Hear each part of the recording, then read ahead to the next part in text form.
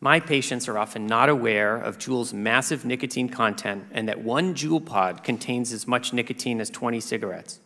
Nicotine addiction can take hold in only a few days, especially in the developing adolescent brain that is particularly vulnerable to addiction. E-cigarette addiction concerns us because use of e-cigarettes can lead to combustible tobacco use. Compared to adolescents who do not use e-cigarettes, those who use e-cigarettes are 3.5 times more likely to begin smoking traditional cigarettes. Many of my patients use Juul daily and find it impossible to stop. The CDC found 75% increase in e-cigarette use among high school students from 2017 to 2018. So it's no coincidence to me that teens who use e-cigarettes almost exclusively refer to the activity as juuling. That nearly 1 in 5 high schoolers and 1 in 20 middle school age kids are using these products. Student advocates report school bathrooms have turned into Juul lounges that smell fruity and minty. That the kids who are using e-cigarettes are not the kids who would have smoked. It's a whole different population.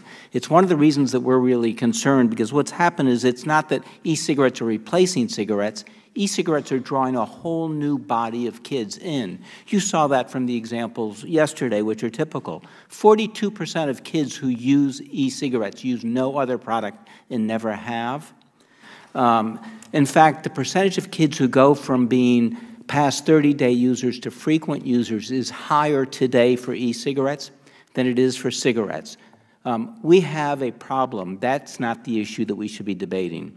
Mr. Monzi, are you concerned by the number of teenagers who report vaping or using Juul? I could not be more concerned about that. It is. Was your product ever intended for underage use? No, so absolutely not, 100% not. So preventing underage usage is a priority for Juul? There is no higher priority for this company. Okay. Over the first year, after Juul launched in June 2015, it held at least a series of 50 highly stylized parties with youth-oriented entertainment in cities across America. Thousands of young people were given free Juuls, often by attractive young girls. Juul's initial campaign, called Vaporized, was designed by an advertising agency whose goal it was to create a cult-like following, and they succeeded beyond their wildest dreams. Vaporized featured models in their 20s, in trendy-appearing poses and exhibiting behaviors more typical of underage teens than mature adults. Now, tobacco advertisers have long known that these imageries are exactly how to target underage kids.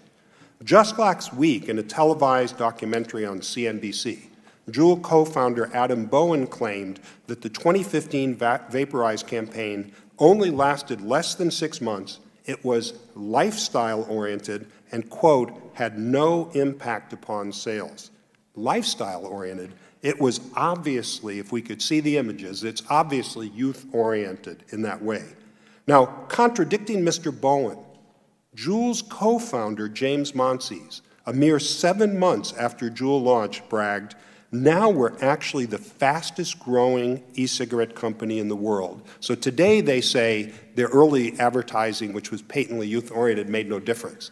But in fact, at the time, they were bragging they were the most rapid in the, growing in the world. This is either revisionist history or intentional deception. I'll let you be the judge. Under intense regulatory pressure, Juul halted its own social media postings in November 2018. However, this was a hollow gesture. It didn't matter much. And the reason was that viral peer-to-peer promotion amongst teens assured a massive visibility of their products on an ongoing basis. For example, after Juul quit its own postings last November, community posts in hashtag Juul by kids surged, tripled. Now there's 540,000 posts and millions of views of that youthful material. So Professor Jackler, you have studied Juul's marketing practices since the company started in 2015. Based on your expertise, should Juul have been aware its marketing campaign would appeal to youth and teens? Absolutely. You know, huge teenage fads don't happen by accident. You know, the Beatles and Beanie Babies were products of very clever promotional activities, and so is Juul. Now, Juul engaged ad agencies, which are professionals, and ad agencies understand very well the difference between marketing to baby boomers, like newspapers, radio, broadcast TV, and Gen Zers who sit all day long on their phones looking at social media. Social media is clearly the place where young people are getting a lot of their information. And just so everyone's on the same page with terminology, influencers are social media users who have large online followings and established audience credibility. Many of them have hundreds of thousands, if not millions, of online followers. Many companies, ranging from clothing brands, cosmetic lines, food and beverages, and so on, sign contracts with known influencers on sites like Instagram to help sell their products. Mr. Monsees, are you aware of what an influencer program is and how one might be used to sell products? I'm generally aware of how an influencer program would work. Great. Yes. And given the growing popularity of influencers as a brand marketing tool, companies now have the ability to authentically market their products directly through the smartphones of potential consumers, which means it will inevitably be seen by people of all backgrounds, including race and ethnicity, gender identity, geography, age, and so on. And just out of curiosity, Mr. Monsees, do you happen to know off the top of your head how old you need to be to create an Instagram account? I don't. 13. You have to be 13 years old. So in advance of this hearing, we sent Juul a letter asking you to identify, quote, every celebrity, influencer, and marketing agency that was engaged by Juul. And Mr. Monsees, Juul's June 21st letter response pointed to only 4 influencers and state that you, quote, do not have a traditional celebrity or influencer program. Was that response accurate? I believe it is, yes. So let's turn our eyes to some of the documents you did graciously provide in advance of this hearing. Exhibit 4 is a March 2nd, 2015 contract with Grit Creative Group for the, quote, Juul Launch Influencer Seeding Program. The contract required Grit to, quote, curate and identify 280 influencers in LA and New York to seed Juul product over the course of 3 months. Is this correct? I'm sorry, I don't have a copy of that document. We'll be happy to provide one for you. Is there a reason that Juul failed to mention these 280 influencers in your response to the subcommittee? I'm sorry, I'd have to at least take a look at the document. I'm not. It's information you provided us. There were a lot of documents we provided. I'm sorry. Okay, well, the staff works on that. You know, here's a couple of the kind of influencer images that we saw in 2018, not 2015. I could show you multiples of these sorts of things. The difficulty is that the nice-sounding words and the pleas of sincerity that we just heard are inconsistent with the kind of marketing that we have seen before. I think the key here is pleas of innocence, inconsistent with the actual facts of what happened, need to be examined. This is not an issue of kids versus adults. This is an issue of holding companies responsible. That's why FDA has regulations, and that's why they should be forced to comply with them.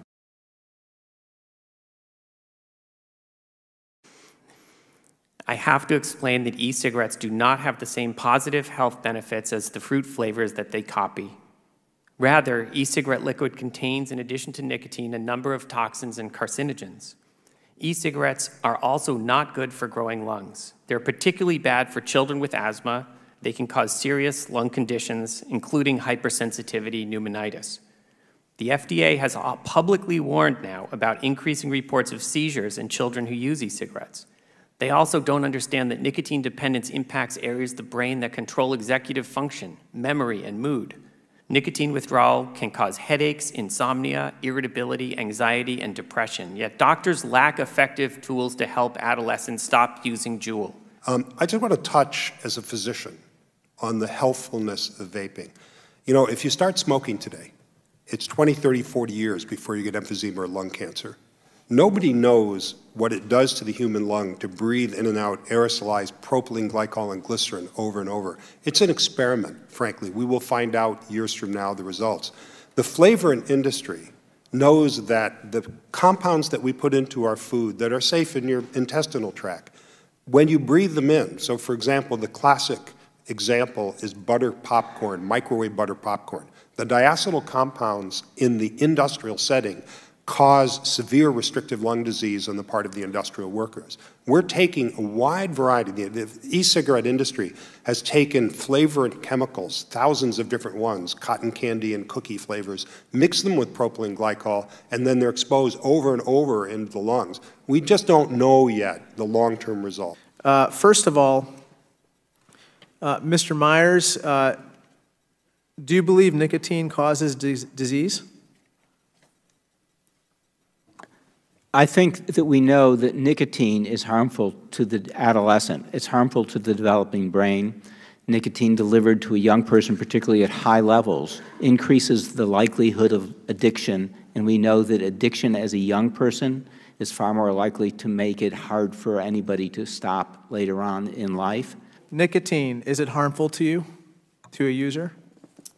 Nicotine is an addictive substance. In the FDA's own words, nicotine does not directly cause the estimated 480,000 deaths each year from smoking-related disease. And our product was designed to give... So nicotine is not harmful. Is that what you're saying? I didn't say that. Okay, is it harmful, yes or no? I said what FDA has said. I know what the FDA says. I'm asking you. Do you believe nicotine is harmful? I think FDA is the better source for that answer. I was shocked to hear Juul had access to children without the presence of teachers or administrators and without parental permission.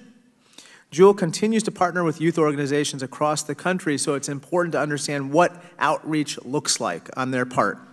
Mrs. Berkman and Mrs. Furman, I'd like to ask a couple questions of your sons, if that's okay. Yes. I'd like to first address Caleb. Caleb, what grades were you and Philip in the year of the Juul presentation? 9th grade. Can you just speak directly into the microphone? 9th grade. Thank you. What were students told about the presentation before it began?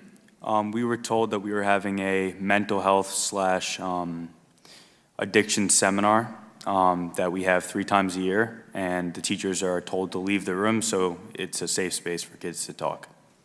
Did most of your classmates believe Juul was safe prior to the presentation? I think many kids were already Juuling and had their doubts to if it was safe, but I think a lot of kids still thought it was possibly dangerous. Did the presenter ever mention his connection to Juul, and were your teachers in the room when he spoke? He did mention his connection to Juul, and my teachers were not in the room when he spoke. Did the presenter ever say that Juul was safe? Yes. Did the presenter call Juul, quote-unquote, totally safe more than once? Yes. What impact did those, quote-unquote, totally safe comments have on your classmates, some of whom may have already started vaping? For my classmates who were already vaping, it was a sigh of relief because now they were able to vape without any concern. Were there kids who had never been Juuling that were more likely to try after hearing it was, quote-unquote, totally safe? I can't say for sure, but I believe that after this meeting, kids were more inclined to vape because now they thought it was just a flavor device that didn't have any harmful substances in it. You and Philip approached the presenter when the assembly concluded. What motivated you to even approach him in the first place? I believe the presenter was sending mixed messages by saying Juul is totally safe and following up every totally safe statement with, but we don't want you as customers. And I saw a mixed message being sent, and I believe that the presenter was playing on the rebellious side of teens, where when teens are told not to do something, they are more likely to do it. Philip, let me ask you a couple questions. What was your experience speaking to the presenter? So we went up and talked to him, and Caleb asked a question about what can you do if your friend is addicted to nicotine. Philip, were you addicted to Juul at the time of this presentation? I was. And when Caleb asked the presenter what he should do if he had a friend that was addicted to nicotine, was Caleb referring to you? He was.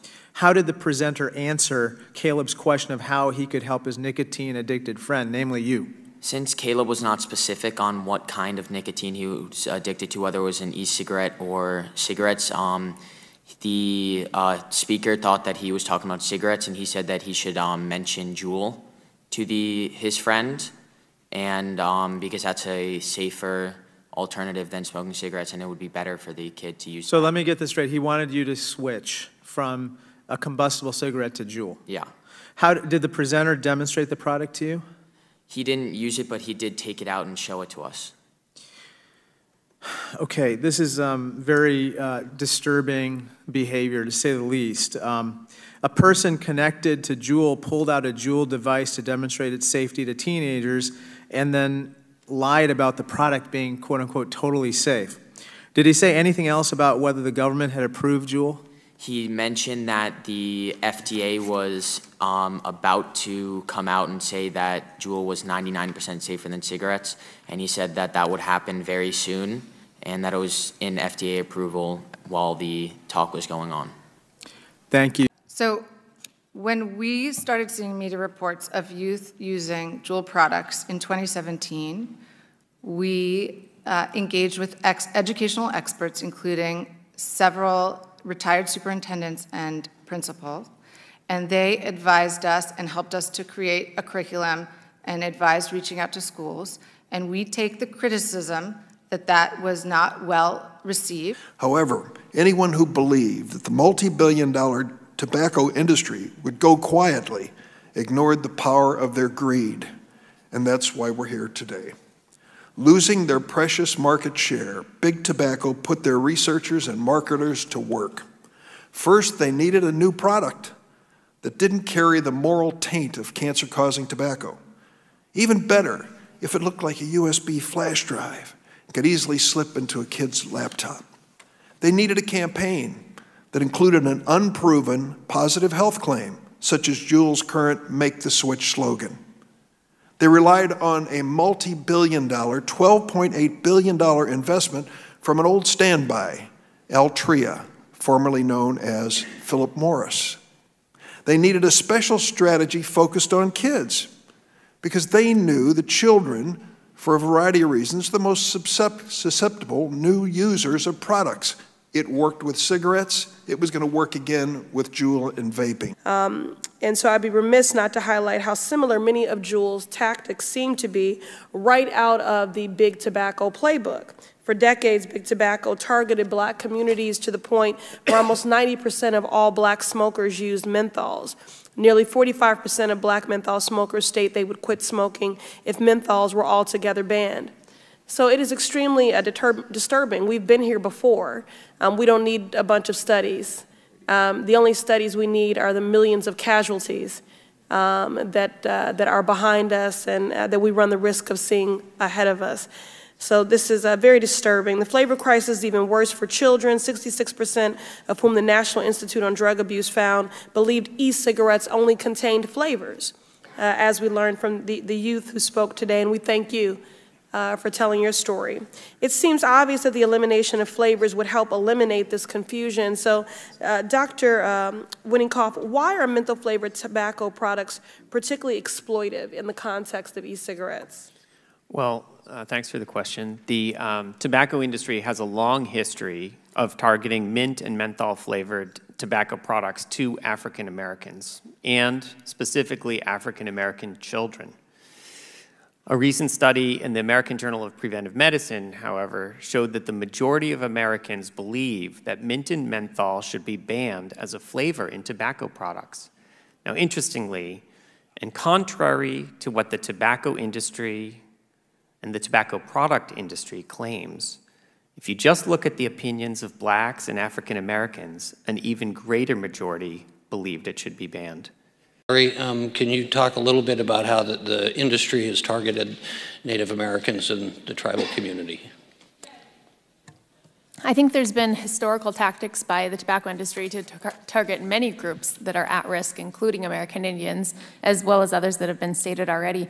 But I think the main thing is, getting product to the reservation. I think that tobacco industry feels a little bit invisible on the reservation. We have no compliance checks that happen on the reservation by FDA because it's a sovereign nation. So there's great concern about what Juul coming to the reservation and trying to hide behind non-disclosure agreements could result in. I've heard that there's multiple other tribes that have been approached by Juul, but I've really struggled to find anybody that's willing to speak with me about it, and it's likely because that there's been NDAs signed by these tribes. So I think that it's ruthless, the attempts that are going on to embed these at-risk populations. Okay, so the contract shows that Juul paid the Richmond PAL $89,000. In exchange for that payment, Juul got to provide its curriculum controlling the information presented to a group of potential customers, preteens and teens already using e-cigarettes. That's another page out of Big Tobacco's playbook. So Ms. Gould, perhaps an odd question for you. Juul didn't run a summer camp, did it? So there were a number of, and I believe we can follow up with the number. There were a number of grants that were made to several programs. They were all focused on youth prevention or wellness. So Exhibit 22 is a contract for Juul to fund a summer camp for students of Baltimore's Freedom and Democracy Charter School.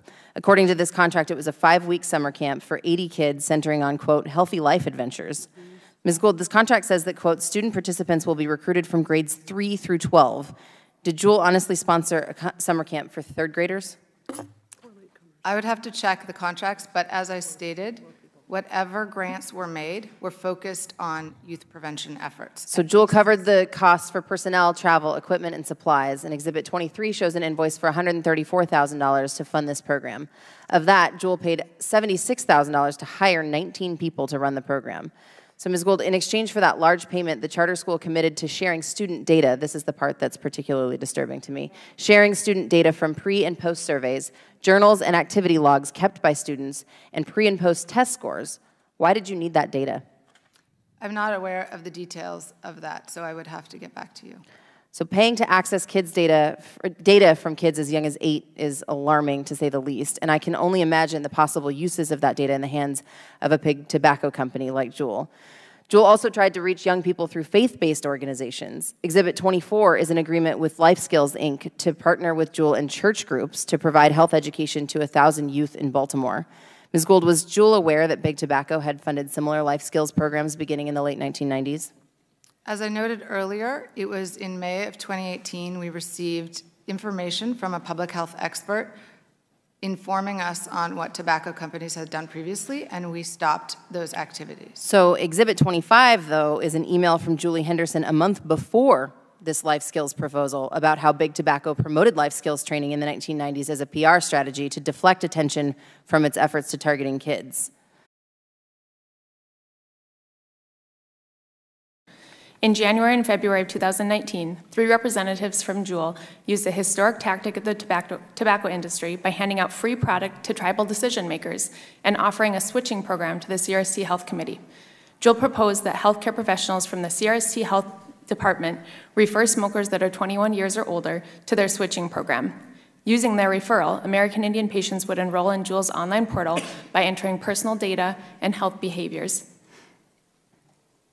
Juul proposed to sell starter kits valued at $50 to the tribe for $5 apiece. The tribe would then turn around and provide free Juul starter kits to patients who enroll in the switching program. Throughout Juul's presentation, they made multiple claims that their product is effective for smoking cessation and less harmful than tobacco products. These claims, as well as Juul's actions to hand out free product, are all clear violations of the Family Smoking Prevention and Tobacco Control Act.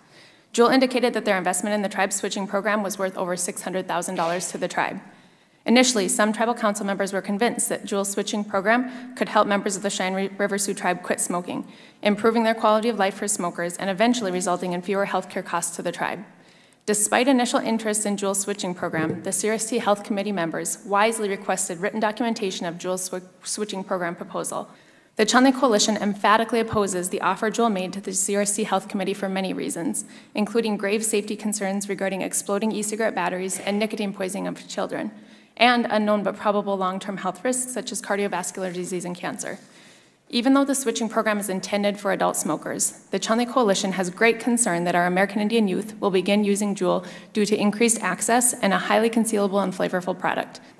The CRS may have looked like an easy target for Juul because of the FDA's inability to enforce tobacco regulations or published reports of our 51% adult smoking prevalence, coupled with our genetic propensity to addiction. Or maybe they were drawn to the CRST because of our young population base or our recent status as the poorest county in the nation. Juul did not provide an acceptable justification for their choice to offer the switching program to sovereign tribal nations. I would challenge the members of the subcommittee to uncover why Juul is interested in partnering with tribes and exactly how this partnership will improve lives of CRST members as Juul claims it will. Ms. O'Leary, did Juul make any claims to the Cheyenne River Sioux tribe about its product helping people quit smoking? Did they claim that these products were healthy? Yes, you can see in slide 21 from the my attachment that it states, quote, have smokers that can't quit. Juul has created a program where you can help them switch with minimal cost to you. So using words like quit, switch, cessation is implied, and that was the impression of the tribal council members who were on the other end of this presentation. I think that the other claim that was made was the harm reduction. In slide 6 of their presentation, they state elimination of combustible cigarettes is crucial to reduce risk of harm. And on slide 12, vaping is a fraction of the risk of smoking, at least 95% less harmful.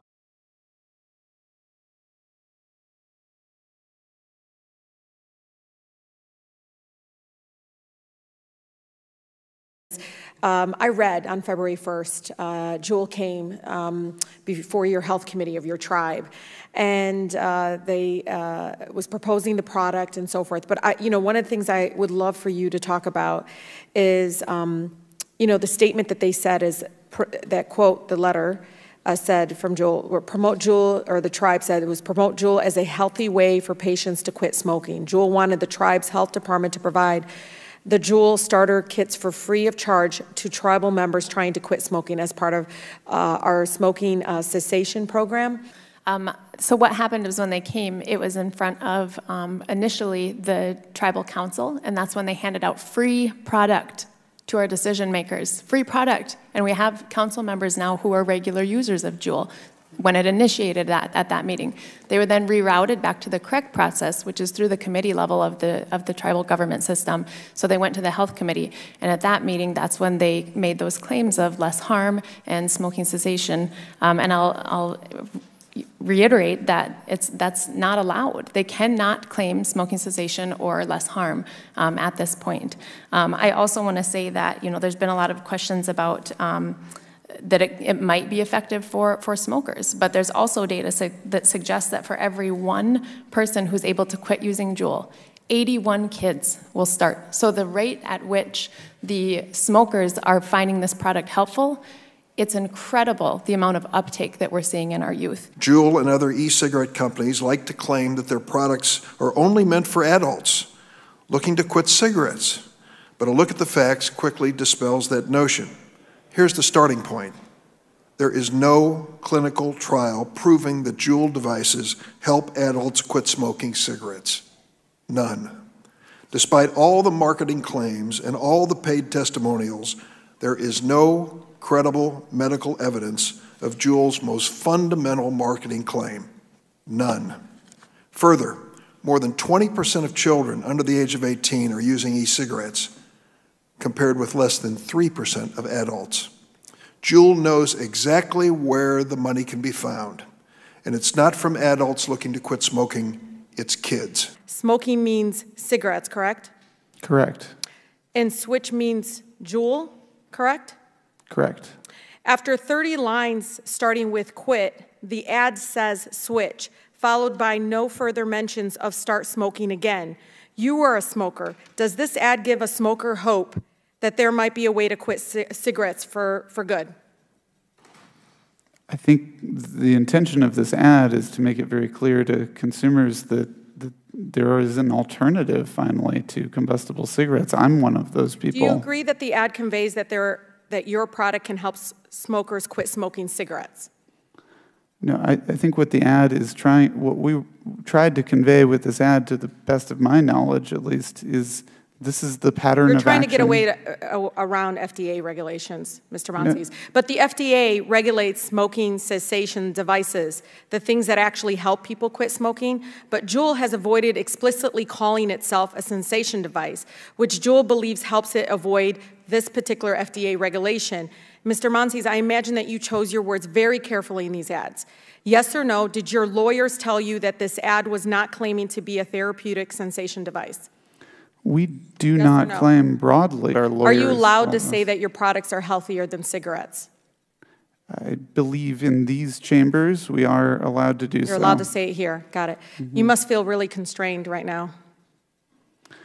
Ma'am. If you say that your products help people quit cigarettes, the FDA would regulate you. And if you say your products are safer, the FDA would regulate you. Why has Juul never conducted a clinical trial to prove your #1 claim, that Juul devices help adult smokers quit cigarettes? Juul says that our product is intended to help smokers stop smoking combustible cigarettes, and we have conducted. Have you applied to the FDA for Juul to be considered a smoking cessation device by prescription? No, we have not. I can't state more emphatically, Juul is specifically and on purpose not a cessation product. I want to tell you, I've been involved with public health for a long time in the Bay Area. You, sir, are an example to me of the worst of the Bay Area. You ask for permission. You don't ask for permission. You ask for forgiveness.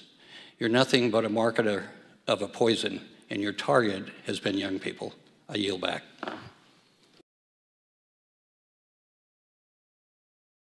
Our Safe Kids Act would give e-cigarette companies 1 year to prove their products meet 3 criteria. First, companies would have to prove that their products actually help adult cigarette smokers to quit. Second, they'd have to prove their products don't harm the people using them. Third, e-cigarette companies would have to prove their products do not cause children to start using nicotine.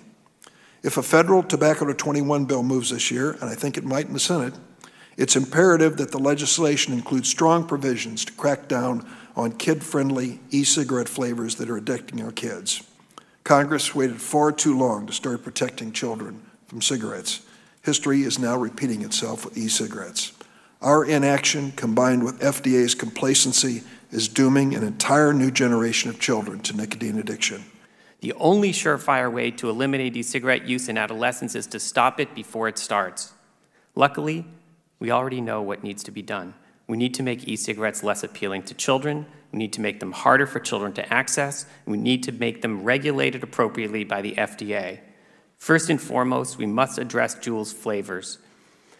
Juul pods come in a number of sweet flavors, including mint, mango, and creme. Youth surveys show that e-cigarette flavors are one of the primary reasons teens try e-cigarettes, yet flavors also help mask the harsh taste of nicotine, making repeated use more likely and increasing addiction.